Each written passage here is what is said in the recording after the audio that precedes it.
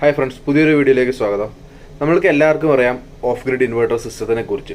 അപ്പോൾ പലർക്കും ഈ ഓഫ് ഗ്രിഡ് ഇൻവെർട്ടർ സിസ്റ്റം എന്ന് പറയുമ്പോൾ തന്നെ ഓഫ് ഗ്രിഡ് സോളാർ ഇൻവെർട്ടർ എന്ന് പറയുമ്പോൾ അതിനകത്ത് ബാറ്ററി വരുന്നത് കൊണ്ട് വളരെ കോസ്റ്റ് കൂടുതലാണ് എന്ന് പറഞ്ഞ് പലരും അത് വയ്ക്കാണ്ട് പോകുന്നുണ്ട്. അപ്പോൾ ഈ ഓഫ് ഗ്രിഡ് സോളാർ സിസ്റ്റം ആർക്കൊക്കെ ഉപയോഗപ്രദമാണെന്ന് വ്യക്തമായി പല ആൾക്കാർക്കും അതിനെക്കുറിച്ചൊരു അറിവില്ല, അത് ധാരണയില്ല. ഫോർ എക്സാമ്പിൾ ആയിട്ട് നമ്മൾ പറയുകയാണെങ്കിൽ ഓഫ് ഗ്രിഡ് സോളാർ സിസ്റ്റം ഇപ്പോൾ ആർക്കൊക്കെ ഉപയോഗിക്കാം, അതിനെക്കുറിച്ച് കുറച്ച് ഉദാഹരണങ്ങളാണ് ഞാൻ പറയാൻ പോകുന്നത്.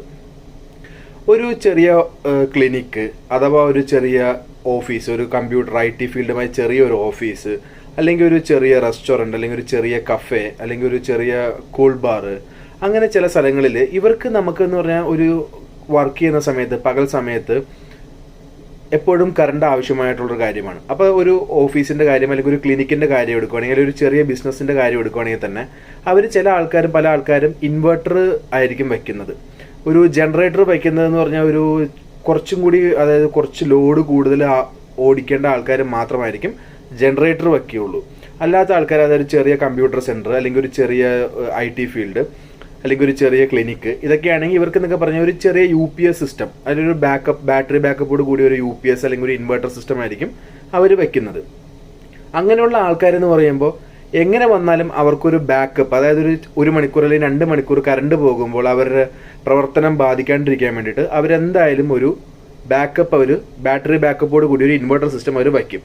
അങ്ങനെയുള്ള ആൾക്കാർക്കാണ് ഈ ഓഫ് ഗ്രിഡ് സിസ്റ്റം വളരെയധികം ഉപയോഗപ്രദമാവുന്നത്. അതായത് ഇപ്പോൾ ഒരു ഓഫ് ഗ്രിഡ് സിസ്റ്റം, അതായത് ഒരു ഇൻവെർട്ടർ സിസ്റ്റം അവർക്ക് ചെയ്യാൻ പോകുമ്പോൾ, അങ്ങനത്തെ ഒരു കമ്പനി അല്ലെങ്കിൽ ഒരു സ്ഥാപനം അങ്ങനത്തെ ഒരു സിസ്റ്റം ചെയ്യാൻ പോകുമ്പോൾ അവർക്ക് എന്തുകൊണ്ടും അനുയോജ്യമെന്ന് പറഞ്ഞു കഴിഞ്ഞാൽ ഈ ഒരു ഓഫ് ഗ്രിഡ് സോളാർ പ്ലാന്റ്, അതായത് ഒരു ഓഫ് ഗ്രിഡ് ഹൈബ്രിഡ് സിസ്റ്റം, ഒരു സോളാർ ഹൈബ്രിഡ് സിസ്റ്റം വയ്ക്കുന്നതായിരിക്കും അവർക്ക് ഏറ്റവും അനുയോജ്യം. സോളാറിൽ നിന്ന് കറണ്ട് ഉൽപ്പാദിപ്പിച്ച് പകൽ സമയം അവർക്കുള്ള ലോഡുകൾ റൺ ചെയ്യാനും പറ്റും. അവരുടെ പ്രവർത്തനത്തിന് അനുയോജ്യമായ ഒരു ബാക്കപ്പ് ഉള്ള ഒരു സിസ്റ്റം അവരുടെ കയ്യിൽ എപ്പോഴും ഉണ്ടാകും. അതായത് അവരെന്തായാലും ഒരു സാധാരണ ഇൻവെർട്ടർ അല്ലെങ്കിൽ ഒരു UPS സിസ്റ്റം വയ്ക്കുമ്പോൾ അവർക്കൊരു ബാറ്ററിയും UPSനും വേണ്ടി അവർ ചിലവാക്കുന്ന കാശിനോട് കൂടെ ഒരു സോളാർ പാനലിനും കൂടിയുള്ള കാശ് ചിലവാക്കുകയാണെങ്കിൽ അവർക്ക് കറണ്ട് ബില്ല് വളരെയധികം കുറയ്ക്കാൻ സാധിക്കും. കറണ്ട് ബില്ല് കുറയ്ക്കാന്നല്ല, കറണ്ട് ബില്ല് ചിലപ്പോൾ ഇല്ലാണ്ട് തന്നെ വരുത്താൻ പറ്റും, ചിലപ്പോൾ 0 ബില്ലിലേക്ക് തന്നെ പോകാൻ പറ്റും. അപ്പോൾ ഇങ്ങനെയുള്ള ആൾക്കാർക്കൊക്കെയാണ് ഒരു ഓഫ് ഗ്രിഡ് സോളാർ സിസ്റ്റം വളരെയധികം ബെനിഫിറ്റ് ചെയ്യുക. അപ്പോൾ പല ആൾക്കാർക്കും ഈ ഓഫ് ഗ്രിഡ് സോളാർ സിസ്റ്റത്തിൽ ബാറ്ററി വരുന്നുണ്ട്, പാനൽ വരുന്നുണ്ട്, അപ്പോൾ ഈ കോസ്റ്റ് ഭയങ്കരമായി ചിലവ് കൂടുന്നു. അപ്പോൾ അങ്ങനെയുള്ള ആൾക്കാർ അങ്ങനത്തെ ഒരു ചിന്താഗതിയിൽ പല ആൾക്കാരും വയ്ക്കാണ്ട് പോകും.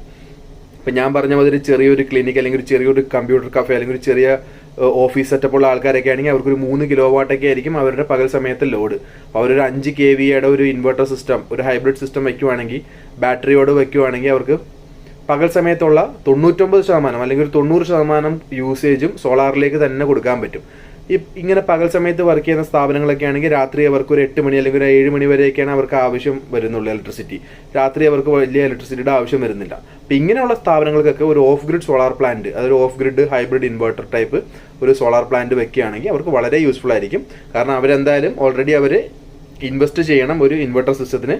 അപ്പോൾ അതിൻ്റെ കൂടെ പാനലും കൂടി ഒരു ചെയ്യുന്ന സമയത്ത് ഒരു സോളാർ ഇൻവെർട്ടറിനെ കുറിച്ച് ആലോചിച്ച് ചെയ്യുകയാണെങ്കിൽ അവർക്ക് ഫ്യൂച്ചറിൽ വളരെയധികം ബെനിഫിറ്റ് കിട്ടും.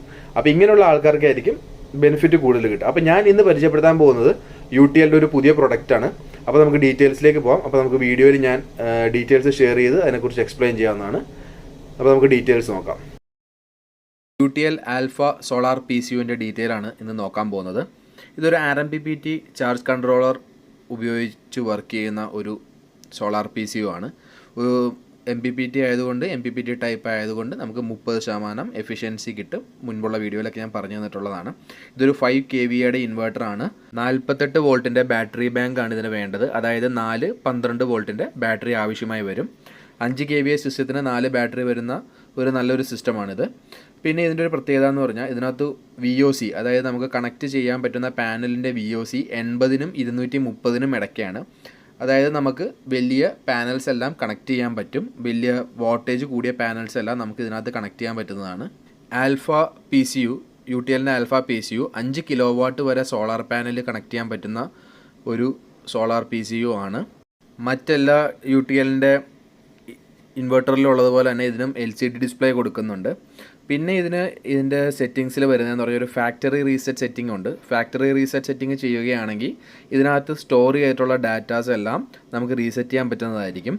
പിന്നെ അടുത്തതായി വരുന്നൊരു ഫീച്ചർ എന്താണെന്ന് വെച്ചാൽ നോ ലോഡ് ഷട്ട് ഡൗൺ. അതായത് ഒരു ലോഡും ഇൻവെർട്ടർ മുഖേന കൊടുത്തിട്ടില്ലെങ്കിൽ PCU അത് ഡിറ്റക്റ്റ് ചെയ്തിട്ട് ഒരു ലോഡും ഇല്ലെങ്കിൽ ഓട്ടോമാറ്റിക്കായിട്ട് അത് ഷട്ട് ഡൗൺ ആവുന്നതായിരിക്കും. അത് നമുക്ക് വേണമെങ്കിൽ ഇനേബിൾ അല്ലെങ്കിൽ ഡിസേബിൾ ചെയ്തിടാം സെറ്റിങ്സിൽ പോയിട്ട്. അതുപോലെ മറ്റൊരു ഓപ്ഷൻ എന്ന് പറഞ്ഞാൽ ഗ്രിഡ് ചാർജിങ്. ഗ്രിഡ് ചാർജ് ചെയ്യണമെങ്കിൽ നമുക്ക് KSEB നിന്ന് ചാർജ് ചെയ്യണമെങ്കിൽ അതും നമുക്ക് ഇനേബിൾ അല്ലെങ്കിൽ ഡിസേബിൾ ചെയ്യാം സെറ്റിങ്ങിൽ പോയിട്ട്. പിന്നെ ഉള്ളതെന്ന് പറഞ്ഞാൽ IT ലോഡാണ്. IT ലോഡ് ഓപ്ഷൻ നമ്മൾ സെലക്ട് ചെയ്ത് ഇനേബിൾ ചെയ്ത് ഇടുകയാണെങ്കിൽ നമുക്ക് കമ്പ്യൂട്ടർ അതുപോലെ തന്നെ IT ബന്ധപ്പെട്ടുള്ള എക്യുപ്മെൻറ്റ്സുകൾ നമുക്ക് കണക്ട് ചെയ്ത് പ്രവർത്തിപ്പിക്കാം. വോൾട്ടേജിന് ഫ്ലക്ച്വേഷനൊന്നും ഉണ്ടാകുന്നതായിരിക്കില്ല. പിന്നീട് വരുന്നത് ഓപ്പറേഷൻ മോഡാണ്. അതായത് സ്മാർട്ട്, ഹൈബ്രിഡ്, PCU. ഞാൻ മുമ്പത്തെ വീഡിയോകളിൽ പറഞ്ഞിട്ടുണ്ട് ഈ മോഡുകൾ എന്താണെന്ന്. ഞാൻ അവസാനം എന്തായാലും കുറച്ചും കൂടി എക്സ്പ്ലെയിൻ ചെയ്യുന്നതായിരിക്കും. നമുക്ക് ഏത് ആവശ്യമനുസരിച്ച് നമുക്ക് ഓരോ മോഡ് സെലക്ട് ചെയ്യാൻ പറ്റും. അടുത്തതായി ഉള്ളത് ഇൻപുട്ട് AC സോഴ്സ്. അതായത് നമുക്ക് AC നമുക്ക് മെയിൻസിൽ നിന്ന് കൊടുക്കണോ അതോ ജനറേറ്ററിൽ നിന്ന് കൊടുക്കണോ, നമുക്ക് KSEBയിൽ നിന്ന് അല്ലെങ്കിൽ ജനറേറ്ററിൽ നിന്ന് ബാറ്ററി ചാർജ് ചെയ്യാൻ വേണ്ടിയിട്ട് നമുക്ക് അത് സെലക്ട് ചെയ്ത് വെക്കാം. അപ്പോൾ നമുക്ക് നോർമലി നമ്മൾ KSEB ആയിരിക്കണം സെലക്ട് ചെയ്ത് വെക്കണം, ഗ്രിഡ് തന്നെ സെലക്ട് ചെയ്ത് വെക്കാം. ഇതിൻ്റെ പുറകുവശം നോക്കുവാണെങ്കിൽ സോളാർ പാനലിൽ നിന്ന് വരുന്ന ഇത് ഐസൊലേറ്റ് ചെയ്യാൻ വേണ്ടിയിട്ട് ഒരു പാനൽ MCB കൊടുത്തിട്ടുണ്ട്. അതുപോലെ തന്നെ ബാറ്ററിയിൽ നിന്ന് വരുന്ന കറണ്ട് ഐസൊലേറ്റ് ചെയ്യാൻ വേണ്ടിയിട്ട് ഒരു ബാറ്ററി MCB കൊടുത്തിട്ടുണ്ട്. പിന്നെ ഇൻപുട്ട് MCB, ഔട്ട്പുട്ട് MCB, അതായത് ഇതിൻ്റെ AC-യുടെ ഇൻപുട്ടും AC-യുടെ ഔട്ട്പുട്ട് നമ്മുടെ ഇൻവെർട്ടറിൽ നിന്ന് എടുക്കുന്നത്. പിന്നെ ഒരു സെപ്പറേറ്റ് എർത്തിങ് പോയിന്റ് പ്രൊവൈഡ് ചെയ്യുന്നുണ്ട്. പിന്നീട് ഇതിന് വരുന്നതെന്ന് പറഞ്ഞാൽ ഒരു റോട്ടറി സ്വിച്ച് വരുന്നുണ്ട്. ഈ റോട്ടറി സ്വിച്ച് 3 സെലക്ഷനാണ് ഉള്ളത്. 0 എന്ന് പറഞ്ഞതിൽ വെക്കുവാണെങ്കിൽ ഓഫ് ആയിരിക്കും. 1ൽ നിന്ന് ഇടുകയാണെങ്കിൽ ഇൻവെർട്ടറിൽ കണക്ട് ചെയ്തിരിക്കുന്ന ലോഡായിരിക്കും റൺ ചെയ്യുക. 2 ഓപ്ഷൻ ഇടുകയാണെങ്കിൽ ബൈപ്പാസ് ചെയ്യുക, അതായത് നേരെ ഗ്രിഡിലേക്ക് ബൈപ്പാസ് ചെയ്ത് ഓടിക്കാൻ പറ്റുന്നതാണ്. അടുത്ത ഇതിൻ്റെ പ്രയോറിറ്റി മോഡ്സ് മുമ്പ് പറഞ്ഞതുപോലെ PCU, സ്മാർട്ട്, ഹൈബ്രിഡ്. PCU മോഡാണെങ്കിൽ നമുക്ക് കറണ്ട് ബില്ല് വളരെയധികം കുറയ്ക്കാൻ സഹായിക്കുന്ന ഒരു മോഡാണത്. ടോപ്പ് പ്രയോറിറ്റി കൊടുക്കുന്നത് സോളാറിനും ബാറ്ററിക്കുമായിരിക്കും. അതിൻ്റെ റീകണക്റ്റിംഗ് വോൾട്ട് എത്തിക്കഴിയുമ്പോൾ മാത്രമാണ് അത് ഗ്രിഡിലേക്ക്, അതായത് KSEBയിലേക്ക് ചേഞ്ച് ചെയ്ത് കൊടുക്കുകയുള്ളൂ. അപ്പോൾ സോളാറും ബാറ്ററിയും ചേർന്ന് പ്രവർത്തിക്കുന്നതിനാൽ നമുക്ക് വളരെയധികം പവർ സേവിങ് കിട്ടുന്ന ഒരു മോഡാണ് PCU മോഡ്. അടുത്ത മോഡ് സ്മാർട്ട് മോഡാണ്. ഇത് നമുക്കൊരു പവർ സേവിങ്ങിന് ഉപയോഗിക്കാൻ പറ്റുന്ന ഒരു മോഡാണ്. പകൽ സമയത്ത് നോക്കുകയാണെങ്കിൽ സോളാറിനും ബാറ്ററിക്കുമായിരിക്കും പ്രയോറിറ്റി, അത് കഴിഞ്ഞായിരിക്കും ഗ്രിഡിന് പ്രയോറിറ്റി. അതായത് വെട്ടമില്ലാത്ത സമയത്ത് ഓട്ടോമാറ്റിക്കായിട്ട് അത് ഗ്രിഡിലേക്ക് ചേഞ്ച് ചെയ്യും. അത് കഴിഞ്ഞിട്ട് ഗ്രിഡിൽ കറണ്ട് ഇല്ലാണ്ട് വരികയാണെങ്കിൽ മാത്രമാണ് അത് ബാറ്ററിയിൽ നിന്ന് രാത്രി സമയങ്ങളിൽ ചാർജ് എടുക്കുകയുള്ളൂ. അപ്പോൾ പകൽ സമയത്ത് ബാറ്ററി ചാർജ് ആയതിനു ശേഷം സോളാറിൽ നിന്ന് കിട്ടുന്ന പവർ ഉപയോഗിച്ച് പകൽ സമയത്തുള്ള ലോഡ് പ്രവർത്തിക്കാൻ പറ്റും. അങ്ങനെ പകൽ സമയത്തുള്ള ലോഡ് കുറയുന്നതുകൊണ്ട് നമുക്ക് നല്ലൊരു സേവിങ്സ് കിട്ടുന്ന ഒരു മോഡ് തന്നെയാണ് സ്മാർട്ട് മോഡ്. അപ്പോൾ PCU മോഡ്, സ്മാർട്ട് മോഡ് നമുക്കൊരു സേവിങ്സ് തരുന്ന ഒരു മോഡായിട്ട് നമുക്ക് പറയാം. നല്ല രീതിയിൽ സേവിങ്സ് കിട്ടുന്ന ഒരു മോഡാണ് രണ്ടും. ഹൈബ്രിഡ് മോഡ് എന്ന് പറഞ്ഞു കഴിഞ്ഞാൽ ഒരു ഫുൾ ടൈം പവർ ബാക്കപ്പ് വേണ്ട ഇതിന് കിട്ടുന്ന ഒരു മോഡാണത്. ലോഡ് ഫുൾ ടൈം ഗ്രിഡും സോളാറും ബാറ്ററി. അപ്പോൾ പ്രയോറിറ്റി വരുമ്പോൾ ഗ്രിഡിനും സോളാറിനും ബാറ്ററിക്കും അങ്ങനെയായിരിക്കും പ്രയോറിറ്റി കൊടുക്കുന്നത്. അതായത് ഫുൾ ടൈം ബാറ്ററി ബാക്കപ്പ് കിട്ടുവാൻ വേണ്ടിയിട്ട് ഗ്രിഡും സോളാറും ചേർന്ന് ഓടിക്കും. ബാറ്ററി എപ്പോഴും ഫുള്ളാക്കി വയ്ക്കും. അതുപോലെ ചാർജ് ചെയ്യുമ്പോൾ സോളാറും ഗ്രിഡും പ്രയോറിറ്റി കൊടുത്ത് ചാർജ് ചെയ്യും. ഇതിനകത്തുള്ളൊരു ഗുണം എന്ന് പറഞ്ഞു കഴിഞ്ഞാൽ ഫുൾ ടൈം നമ്മുടെ ബാറ്ററി എപ്പോഴും സേവ് ആയിട്ട് ഇരിക്കും, അപ്പോൾ ഫുള്ളായിട്ട് ഇരിക്കും. അപ്പോൾ നമുക്ക് എപ്പോൾ വേണമെങ്കിലും നമുക്ക് ഒരു പവർ ഫെയിലിയർ, കറണ്ട് ഇല്ലാത്ത സമയത്ത് നമുക്ക് ഉപയോഗിക്കാൻ പറ്റും. അപ്പോൾ ഇതൊക്കെയാണ് UTLൻ്റെ ആൽഫ സോളാർ PCUവിൻ്റെ പ്രത്യേകതകൾ. അപ്പോൾ നിങ്ങൾക്ക് ഈ ഡീറ്റെയിൽസ് എല്ലാം മനസ്സിലായെന്ന് വിചാരിക്കുന്നു.